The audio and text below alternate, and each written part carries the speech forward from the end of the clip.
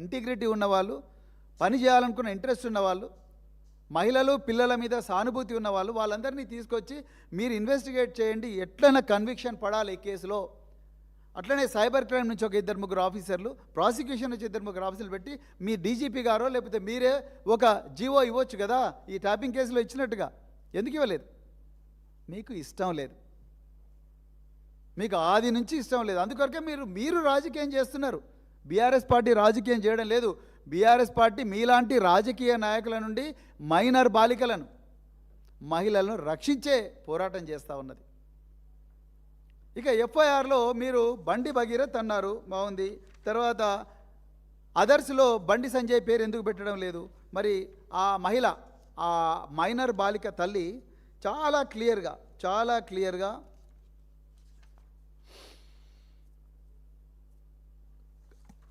Paragraph number 14లో ఆమె చాలా క్లియర్గా బండి సంజయ్ గారి పేరు చెప్పింది. నేను చదువుతాను.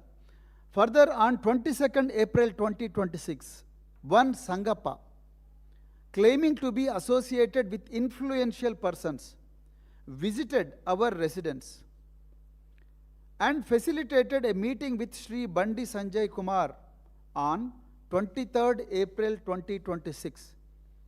During this interaction, in the guise of counseling to my daughter and his son as a way forward, we were subjected to indirect pressure to compromise and were advised to sign documents in Nirmal police station. The statements made during the meeting caused serious fear, intimidation and apprehension, particularly considering the minor status of my daughter. ఎంత దుర్మార్గం! Item number 14లో చాలా క్లియర్గా కేంద్ర హోంశాఖ సహాయ మంత్రి గారి ఇంటికి సంగప్ప అనే ఒక అధికార ప్రతినిధి మమ్మల్ని తీసుకొని పోతే మా బిడ్డ ముందరనే మీరు మా బిడ్డ క్యారెక్టర్ మీద కామెంట్ చేయడమే కాకుండా, ఆమె నాతో చెప్పింది, దీంతో పాటు నాతో కూడా చెప్పింది, క్యారెక్టర్ మీద అభాండాలు వేయడమే కాకుండా, నేను బీజేపీ అధ్యక్షుడి నుంచి తొలగించబడ్డ తర్వాత నా కోసం 8 మంది ఆత్మహత్యలు చేసుకున్నారంటే నా సంగతి మీకు తెలుసు కదా. సప్పుడు దాకా పోయి నిర్మల్ పోలీస్ స్టేషన్లో అక్కడ ఉంటుంది, అక్కడ పోయి సైన్లు పెట్టుర్రి, కాంప్రమైజ్ కండ్రి అని చెప్పి ఆయన చెప్పినట్టుగా తల్లి చెప్పింది. ఆమె దాదాపుగా అదే మాటలు ఇక్కడ చెప్పింది. అంతకన్నా ముందు నిర్మల్ పోలీస్ స్టేషన్ నుంచి 21 ఏప్రిల్ 2026 నాడు శ్రీరామ్ అనే వ్యక్తి నుండి ఇక్కడికి ఫోన్ వస్తుంది. ఈ తల్లికి ఫోన్ వచ్చి మీ మీద ఏదో కేసు ఉన్నది, మీరు ఇక్కడికి రావాలని ఎవరో పోలీసు వాళ్ళు ఫోన్ చేసినట్టుగా ఈమె ఇక్కడ రాసింది ఐటెం నెంబర్ 12లో, పారాగ్రాఫ్ నెంబర్ 12లో. మరి శ్రీరామ్ పేరు కూడా ఉండాలిగా ఎఫ్ఐఆర్లో, బండి సంజయ్ పేరు ఉండాలిగా, సంగప్ప పేరు ఉండాలి కదా. వాళ్ళని ఎందుకు మీరు అక్యూజ్డ్ కాలంలో పెట్టడం లేదు? ఇలా నేను అడుగుతా ఉన్నా. తెలంగాణ సమాజం కూడా 1000 కళ్ళతో ఎదురు చూస్తూ ఉన్నది. ఇలా మీరు టైం లైన్ చూస్తే, సరే బండి సంజయ్ మరి ఆయన మీద మీరు పెట్టాల్సిన సెక్షన్లు మీకు ఇష్టం లేదు, ఆయన కూడా మేము ప్రజలకు అర్థమయ్యేటట్టు చెప్పాల్సిన బాధ్యత మా మీద ఉన్నది. ఎందుకంటే బండి సంజయ్ గారు హిందూ ఏక్తా యాత్రలో హనుమాన్ మాల వేసుకున్న స్వాముల ఉద్దేశించి ధర్మం గురించి మాట్లాడతారనుకున్నారు అందరూ. ఆయన పూర్తిగా కరీంనగర్లో డైరెక్ట్ డాగ్ పెట్టిండు, అందరికీ వార్నింగ్ ఇచ్చిండు. బిడ్డ, నా మీద నా కుటుంబం మీద కేసులు పెట్టిన వాళ్ళకు నేను ఆనాడు హనుమంతుడు ఎట్లయితే లంకను కాల్చిండో ఆ విధంగా నేను కూడా మిమ్మల్ని అందరినీ కూడా ఖతం చేస్తా అని చెప్పి ఆయన వార్నింగ్ ఇచ్చిండు, ఓపెన్ వార్నింగ్. మరి ఆ సభకు పర్మిషన్ ఇచ్చిన రేవంత్ రెడ్డికే తెలవాలి. ఓకే, సో బండి సంజయ్ గారు ఆయన చేసిన నేరం ఏంది? 351 Clause 2 BNS ప్రకారము ఆయన క్రిమినల్ ఇంటిమిడేషన్ కేసు బుక్ చేయాలి ఆయన మీద. అదేవిధంగా 61 Clause 2 BNS ప్రకారము క్రిమినల్ కాన్స్పిరసీ కేసు బుక్ చేయాలి. ఎందుకంటే ఆయన, సంగప్ప, ఇంకా మిగతా వ్యక్తులు, శ్రీరామ్ అనే వ్యక్తులు, వీళ్ళందరితో కలిసి కుట్ర పన్ని ఆ బిడ్డను వాళ్ళ తల్లిదండ్రులను బెదిరించినందుకు ఆయన మీద క్రిమినల్ కాన్స్పిరసీ బుక్ చేయాలి. అదేవిధంగా సెక్షన్ 3 Clause 5 కామన్ ఇంటెన్షన్. అదేవిధంగా అన్నిటికన్నా ముఖ్యంగా సెక్షన్ 238 BNS ఎందుకోసం అంటే పోక్సో కేసులో 20 సంవత్సరాల శిక్ష పడబోతున్న నేరం రుజువైతే 20 సంవత్సరాల శిక్ష పడబోతున్న ఒక నిందితుడు అతన్ని 9 రోజులుగా కాపాడినట్లుగా అనుమానం ఉన్నది కాబట్టి ఆయనే చెప్తున్నాడు, బండి సంజయ్ చెప్తున్నాడు, నాకు బెయిల్ కోసం వస్తుందని అనుకున్నా కానీ బెయిల్ రాలేదు, మా లీగల్ టీము వద్దంటున్నా, ఇంకా మళ్ళీ బెయిల్ వచ్చే అవకాశం ఉంది, వద్దంటున్నా, ఇక నేనే సరెండర్ చేస్తున్నా నా కొడుకునని ఆయన్నే అంటున్నాడు. కాబట్టి బండి సంజయ్ గారే ఒప్పుకుంటున్నారు, ఈ నిందితుడు ఎక్కడ ఉన్నాడో నాకు తెలుసు కాబట్టి నేను ఆయనను పోలీసుల ముందర నేను సరెండర్ చేసిన అంటున్నాడు. మరి ఆయనకు సరెండర్ చేసిన అంటే ఆయనకు అవగాహన ఉన్నట్టే కదా కొడుకు ఎక్కడున్నాడు.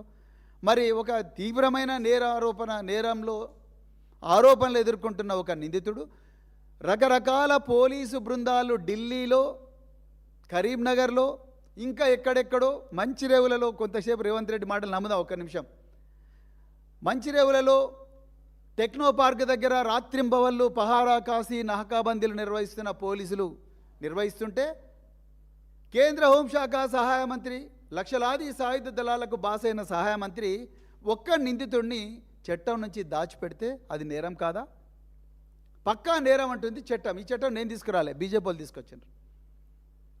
బిఎన్ఎస్, భారతీయ న్యాయ సంహిత అనే చట్టం తీసుకొచ్చింది బీజేపీ వాళ్ళు. ఆ బీజేపీ వాళ్ళు తీసుకొచ్చిన చట్టంలోనే సెక్షన్ 238 238 ప్రకారం 100% బండి సంజయ్ గారు నేరస్తులు అవుతారు. మరి ఎందుకు ఆయన పేరు పెట్టడం లేదు? ఆయనకు ఎందుకు నోటీస్ ఇవ్వడం లేదు? మీరు అన్నారుగా ఇంతకుముందే రేవంత్ రెడ్డి ప్రెస్ మీట్లో అన్నాడు, మేము నోటీసులు ఇచ్చి చేస్తున్నాం అన్నాడు. మరి ఇవ్వండి నోటీసు. మీరు ఆ రోజు చేయని నేరానికి కేటీఆర్ గారి బావమరిది అని చెప్పేసి వాళ్ళు ఏదో పండగ చేసుకుంటుంటే డ్రగ్స్ కేసు పెట్టి 100 మంది ఎక్సైజ్ పోలీసులను వాళ్ళ ఇంటికి పంపించి గందరగోళం చేసి చివరికి కొండను దొబ్బి ఎలకను పట్టిండ్రు. ఏం లేదు ఆడ, ఏమని ఉంటే జరిగేది కదా. ఇక్కడ ఏమి ఎఫ్ఐఆర్ లేదు, ఏమీ లేదు. అక్కడ ఒక పైసా ఒక ఏమంటారు, ఒక గ్రామ్ కూడా డ్రగ్ దొరకలేదు. అన్నీ అబద్ధాలే. మరి నిజంగా ఇక్కడైతే కుల్లం ఆయనే చెప్తున్నాడు, నేను దాచిపెట్టిన బంగి చెప్తున్నాను. దాని మీద మీరు అర్జెంటుగా సెక్షన్లు యాడ్ చేయాలి, బండి సంజయ్ గారికి నోటీస్ ఇవ్వాలి, ఇచ్చి ఆయన వాంగ్మూలం రికార్డ్ చేసి ఆయనను కూడా అరెస్ట్ చేయాలి. సంగప్పను కూడా అట్లనే చేయాలి, ఆయనను కూడా ఎగ్జామిన్ చేయండి. ఆయనకు ఇంటెన్షన్ ఉంది. అదేవిధంగా శ్రీరామ్ అనే వ్యక్తిని కూడా మీరు ఎగ్జామిన్ చేయాలి, అరెస్ట్ చేయాలి. అదేవిధంగా సంగప్ప గారికి, బండి సంజయ్ గారికి, రేవంత్ రెడ్డి గారికి, నరేంద్ర మోడీ గారికి, శ్రీరామ్కు వీళ్ళందరి మధ్యలో జరిగిన సంభాషణలు, ఈ సంభాషణల కాల్ డేటా రికార్డ్స్ అన్ని కూడా తీసుకురావాలి. రేవంత్ రెడ్డి గారు ఇలా మీరు ఓపెన్గా చెప్పాలి, మీ మధ్యన గౌరవ ప్రధానమంత్రి నరేంద్ర మోడీ మధ్యన 10వ తారీఖు నాడు పెరేడ్ గ్రౌండ్లో ఏం సంభాషణ జరిగింది? మోడీ గారు మిమ్మలను బండి సంజయ్ గారిని కాపాడమని చెప్పలేదా? ఏ దేవుని దగ్గర పోదామంటే ఆ దేవుని దగ్గరికి వస్తా. లక్ష్మీనరసింహస్వామి దగ్గర పోదాం, లక్ష్మీనరసింహ పోదామా, లేకపోతే శ్రీశైలం మల్లన్న దగ్గరికి పోదామా, లేకపోతే ఉమామహేశ్వర స్వామి దేవాలయానికి పోదామా, సిరిసనగండ్ల లక్ష్మీనరసింహ శ్రీరామచంద్రుల దేవాలయానికి పోదామా, మీరు ఏ దేవాలయానికి అంటే ఆ దేవాలయానికి, భాగ్యలక్ష్మి దేవాలయానికి దగ్గర పోదామంటే పోదాం. బండి సంజయ్ని తీసుకురండి, మీరు రండి, మేమందరం వస్తాం. ఆ తడి బట్టలతో పోయి మీరు చెప్పండి, ఆ రోజు ప్రమాణం చేయండి, మీకు నరేంద్ర మోడీ గారు బండి సంజయ్ని కాపాడమని చెప్పలేదా? అందుకొరకే మీరు 9 రోజులు వెయిట్ చేయలేదా? మీరు ఓపెన్గా బండి సంజయ్కి ఒక సిగ్నల్ ఇచ్చిండ్రు, అది వే టు న్యూస్ కాంక్లేవ్లో. ఏమని? నువ్వు సరెండర్ చేయి, వేరే మార్గం లేదంటే మరుసటి రోజే నాకాబందీ ఎస్ఎస్ రాజమౌళి కన్నా గొప్ప బాహుబలి టైప్ ఆఫ్ డ్రామా ఒకటి మంచిరేవుల పోలీస్ స్టేషన్ దగ్గర,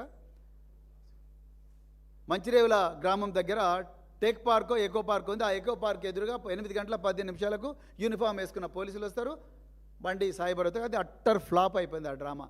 ఎందుకంటే ఇగో బండి సాయి భగీరథ్ మిమ్మల్ని అందరినీ కాదని నేనే మీకన్నా గొప్ప యాక్టర్ను నేనే బాబు అని చెప్పి వాళ్ళ 2 అడ్వకేట్లను తీసుకొని రాజులాగా నడుచుకుంటూ పోయిండు పేట్ బషీరాబాద్ పోలీస్ స్టేషన్కు. మళ్ళా ముఖ్యమంత్రి సిగ్గు లేకుండా ఇవాళ మీడియా ముందర చెప్తా ఉన్నారు. ఇది తెలంగాణ ప్రజలారా ఒకసారి గమనించండి. బండి సంజయ్ గారు తప్పకుండా చట్టం ముందర లొంగిపోవాల్సిందే, పోలీసుల ముందర లొంగిపోవాల్సిందే. ఈ పేట్ బషీరాబాద్ ఎఫ్ఐఆర్లో అక్యూజ్డ్ కాలంలో వారి పేరు కూడా తీసుకురావాల్సిందే. అదేవిధంగా బండి సంజయ్ గారి ఇంటి ముందర ఉండే సీసీటీవీ కెమెరాలు దాంట్లో ఉండే ఫూటేజెస్ అంతా కూడా అర్జెంటుగా తీసుకోవాల్సిందే. ఆనాడు బండి సంజయ్ గారి ఇంటి దగ్గర ఉండే ఏవైతే 22, 23 ఏప్రిల్ నాడు ఉండే కాల్ డేటా రికార్డ్స్ అన్ని కూడా భద్రంగా ప్రిజర్వ్ చేయాల్సిందే. వేరే మార్గం లేదు. ఇవన్నీ మీరు చేయడం లేదంటే మాత్రం తప్పకుండా మీరు ఈ కేసును నీరుగార్చే ప్రయత్నమే చేస్తున్నారు. ఇది ముమ్మాటికి వాస్తవం. అదేవిధంగా ఈ సోషల్ మీడియాలో మరి దాదాపుగా 100 మంది ఈ అమ్మాయికి సంబంధించి చాలా అత్యంత నీచమైన అశ్లీలమైన కామెంట్స్ పెట్టిండ్రు. ఆమె ఫోటోలు ఆమె వీడియోలని కూడా చేసిన వాళ్ళందరినీ ఏ విధంగా అయితే గౌరవ న్యాయమూర్తి మీద అభ్యంతరకర పోస్టు పెట్టిన దుర్మార్గుని ఏ విధంగా అయితే తీసుకొచ్చిండ్రో అదేవిధంగా వీళ్ళందరినీ కూడా తీసుకురావాలి. వీటి కోసం మేము పోరాటం చేస్తాం. వీళ్ళందరి మీద యాక్షన్ తీసుకునేదాకా బీఆర్ఎస్ పార్టీ పోరాటం చేస్తుంది. చివరిగా నేను మళ్ళొకసారి చెప్తా ఉన్నా, ఈ కేసులో మొదటి నుంచి కూడా బాలిక పక్షాన నిలబడ్డది బీఆర్ఎస్ పార్టీ. కేసీఆర్ గారు, కేటీఆర్ గారు, మా నాయకత్వం అంతా కూడా బాలిక పక్షాన నిలబడ్డది. బాలికకు న్యాయం జరగాలని తెలంగాణ రాష్ట్రం అంతా కూడా రోడ్ల మీదకి వచ్చింది. బీఆర్ఎస్ పార్టీ ఆ విధంగా ప్రజలను ముందుకు నడిపించింది. బాలికను అఘాయిత్యం చేసిన భగీరథను కాపాడాలని అహోరాత్రులు కష్టపడ్డది రేవంత్ రెడ్డి. బండి సంజయ్, బీజేపీ నాయకులు, రామచంద్రరావు ఏం మాట్లాడుతున్నారు? రామచంద్రరావు గారు, మీరు లాయరా? మీరు అడ్వకేటా? అడ్వకేట్ అయితే మీరు ఏం మాట్లాడుతున్నారు? ఇదంతా బండి సంజయ్కి చెందిన వ్యవహారం, అది వాళ్ళ కొడుకు సంబంధించిన వ్యవహారం, బండి సంజయ్కి ఏం సంబంధం అంటున్నారు. మీరు ఎప్పుడన్నా ఆ తల్లి కంప్లైంట్ చదివినరా రామచంద్రరావు గారు? మీరు చాలా లాయర్ కదా, పెద్ద లాయర్ కదా, మీ దగ్గర ఇంకొక లాయర్ ఉంటాడు, ఆయన ఇప్పుడు ఎంపీ రఘునందన్ రావు గారు. మరి మీరు అంటే ఉరికొస్తారు కదా, పట్టుకొని డిబేట్లకు వాటికి వీటికి వస్తారు కదా, మరి దీంట్లో ఎందుకు రావట్లేదు మీరు? మరి అన్ని అబద్ధాలే మాట్లాడుతూ ఉన్నారు. ఎక్కడ పోయిన మీ మహిళా నాయకురాలు, ఎక్కడ పోయిన మీ రచనారెడ్డి గారు? ఆమె కూడా పేరు మోసిన లాయర్ కదా. మాధవి లత, డికే అరుణ గారు, నిర్మలా సీతారామన్ గారు, స్మృతి ఇరానీ గారు, మీనాక్షి లేఖి గారు, వీళ్ళందరూ ఎక్కడ పోయినారు? ఎందుకు మాట్లాడతలేరు ఈ మైనర్ బాలిక మీద? ఎందుకు మాట్లాడడం లేదు? రేవంత్ రెడ్డి గారు 17 కోట్ల రూపాయలు ఈరోజు బీఆర్ఎస్ పార్టీ మీద పెట్టిన అక్రమ కేసులకు ఖర్చు పెట్టడానికి మీరు ఖర్చు పెట్టినరు.